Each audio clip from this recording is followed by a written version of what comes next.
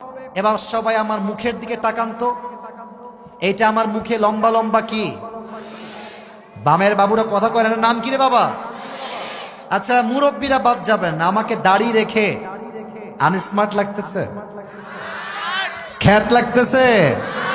কেমন যেন কিছু কিছু মেয়ে আছে দাড়ি দেখলে চুলকায়, একটু চুলকায়।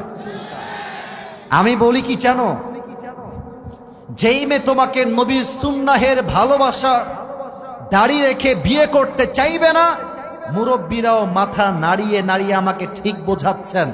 স্পষ্ট কথা, যেই মেয়ে আমাকে দাড়ির জন্য বিয়ে করতে চায় না, সে আমার বউ হওয়ার যোগ্যতাই রাখে না। আর চাপায়ের ছেলে পেলে খুবই চালাক। তোমাদেরকে যদি কোনো মেয়ে দাড়ির জন্য বলে আপনাকে আমার পছন্দ হয়নি, বিয়ে করতে পারবো না, তুমি বলবা আপু আপনার জন্য আমার মনে হয় কি বিটিএস এর হিজরা পারফেক্ট হবে আপনার জন্য। আমার একটাই কথা, দাড়ি আমি রেখেছি নবীর ভালোবাসায়, মৃত্যুর আগ পর্যন্ত আমার দাড়ি আমার মুখ থেকে নামবে না। এবার বলেন তো, আমার নবীর মুখে লম্বা লম্বা চাপ দাড়ি ছিল কি ছিল না? আমার নবীর মতো সুন্দর এই তল্লাটে দ্বিতীয় আর কেউ হতে পারে? চাঁদের চেয়ে সুন্দর তুমি নবী আমার কমলি হিওয়ালা, দো জাহানের বাদশা তুমি প্যারা নবী সাল্লে আলা, দো জাহানের বাদশা তুমি প্যারা নবী সাল্লে আলা, চাঁদের চেয়ে সুন্দর তুমি নবী আমার কমলি হিওয়ালা। সুবহানাল্লাহ পড়েন। নবীর ভালোবাসায় সর্বশেষ একটা কথা বলতে চাই। গোমস্তপুরের মাটির থেকে আমরা সবাই শাপলা চত্বরের ইতিহাস জানি। আমরা স্পষ্ট ভাষায় বলছি, ডক্টর ইউনূস সাহেবকে অ্যাড্রেস করে আপনি থাকা অবস্থায় বাংলাদেশের পার্লামেন্টে এই আইন এস্টাবলিশ করতে হবে। আমার বাংলাদেশে কোনো নাস্তিক ব্লগার যদি আমার নবীর শানে একটা কটূক্তি করে কথা বলে, ওই নাস্তিককে জেলখানায় নয়, বাইতুল মুকাররমের সামনে মিডিয়াতে লাইভ করে ব্রডকাস্টে নাস্তিককে ফাঁসির কাস্টে ঝুলিয়ে হত্যার রায় পাশ করতে হবে। কারা কারা একমত? দুটো হাত তুলে আল্লাহকে দেখা দাও।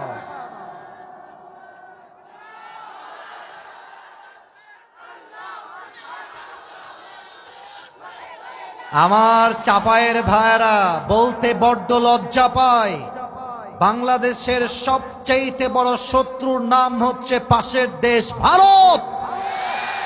এখানে অনেক আওয়ামী লীগের ভাইরা আছে না, আমি জানি। উইথ ডিউ রেসপেক্ট, শ্রদ্ধার সাথে বলছি, যেই সাংবাদিকগুলো বাংলাদেশকে নিয়ে মিথ্যাচার চালায়, একটাও সাংবাদিক হওয়ার যোগ্যতা রাখে না। এই ব্যাটাগুলো গুলিস্তানে জাইঙ্গা বিক্রি করলে বেশি বানাবে। তারা আমাদেরকে শোনাতে চায় বাংলাদেশ থেকে চট্টগ্রাম আমরা নিয়ে নিব, ফেনী আমরা নিয়ে নিব। তো আমিও বলি, নিতে হলে তো আসতে হবে। আসো আসো আসো, খেলা হবে। আমি আমার বুকের সমস্ত শক্তিকে এক করে বলছি, আমি সত্য কথা বলছি। ভারত যদি বাংলাদেশকে নিয়ে পায়তারা করতে চায়, দখল করতে চায়, আধিপত্য বিস্তার করতে চায়, ভারতের অপশক্তি রুখে দেওয়ার জন্য আমার কোনো জেলার প্রয়োজন নাই। চাপায়ের সন্তানরা একাই 100তে 100 এনাফ হয়ে যাবে। আল্লাহ রাব্বুল আলামিন আমাদের সেই ঈমানি জজবা দান করুক। পড়েন সবাই আমিন। নবীরে ভালোবাসি তো, তাই আমরা মারামারি চাই না, আমরা শান্তি চাই। তবে একটা কথা বলবো, বেশি বাড়াবাড়ি করলে 7 সিস্টার্স আমরা উড়াই দিব। যুবক ভাইরা, তোমরা শান্তি চাও, ওয়েলকাম। তোমরা শান্তি চাও, ওয়েলকাম। তোমরা দাঙ্গা লাগাতে চাও, ওইটার নাম দাঙ্গা হবে না, ওইটার নাম হবে গজওয়ায়ে হিন্দ। চাপায়ের ভাইরা, অতএব 2 নাম্বার হলো আমাদের হৃদয়ে নবীর ভালোবাসার দরকার আছে না নাই? 3 নাম্বার আমল, যেই বান্দা আল্লাহকে পেতে চায় তার জীবনে আব্বা আম্মার দোয়ার দরকার আছে না নাই? আচ্ছা, তোমাকে তো একটা কথা না বলে পারছি না, যুবকরা আপনারা কি আমাকে আগের থেকে চেনেন না? মানে ফেসবুকে তো আমাকে দেখেছেন সবাই নাকি? আচ্ছা, হয়তো চাপায়ের মাহফিলে আপনারা দেখেছেন তা না, ভিন্ন ভিন্ন জেলায় আমার মাহফিল মাঝে মাঝে ইউটিউবে আপনারা দেখেছেন না? আচ্ছা বলেন তো, যুবকরা কি আমার কম ভালোবাসে না বেশি ভালোবাসে? আমি তোমাদেরকে এই কোরআনটা হাতে নিয়ে ওয়াদা বা কসম করা কোরআন দিয়ে যায় না, কসম হবে একমাত্র আল্লাহর নামে। কোরআনটা হাতে নিয়ে জাস্ট বোঝাচ্ছি আমার কথাটা সত্য। আমি যত সম্মান আমার জীবনে অর্জন করেছি, হয়তো এখানে সবাই আমাকে ভালোবাসেন তা আমি দাবি করছি না, তবে এই বাংলাদেশে ৮০ ভাগ যুবক আমাকেও ভালোবাসে, ১০০ ভাগ যুবক আজহারীকে ভালোবাসে। আমি আমার জীবনে যত ভালোবাসা অর্জন করেছি, সম্মান, আমি আমার মুরব্বীদেরকে সাক্ষী রেখে বলছি, এই সব কিছুর পেছনে আমার বাবা মায়ের দোয়া সবচেয়ে বড় শক্তি ছিল, সবচেয়ে বড় শক্তি। তোমরা ভাবছো আসিফ হুজুর মনে হয় আগাগোড়াই ভালো ছিল, না না না না, আমি আগাগোড়া ভালো ছিলাম না, আমি দুষ্ট ছিলাম, আমি প্যান্ট শার্ট পরতাম, স্টাইলিশ ছিলাম।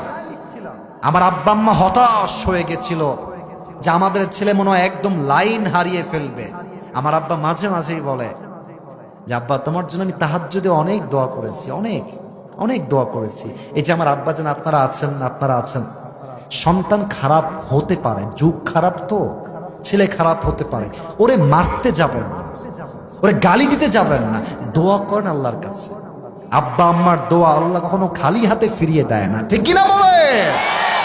অনেক যুবকরা ভাবো তোমার গার্লফ্রেন্ড মনে হয় তোমার আপন, বেটা জায়গা মতো বাস খাইলে বুঝবা আব্বা আম্মার মতো আপনার দুনিয়াতে কেউ হতে পারে না। বিপদের সময় বউরাও বেইমানি করে, মাঝে মাঝে বাপ মা বেইমানি করে না। যেই বউটার জন্য বাপ মাকে ভুলে গেছো, একদিন মনে হবে বাপ মাই আমার জীবনের সবচাইতে আসল রক্তের আপন মানুষ ছিল। আব্বা আম্মার দোয়াকে তোমরা কেউ মাইনাস করে দিও না, তোমাদের পায়ে আমার হাত, আব্বা আম্মার দোয়াকে তোমরা মাইনাস করবা না। রাজি আছো তো ইনশাআল্লাহ?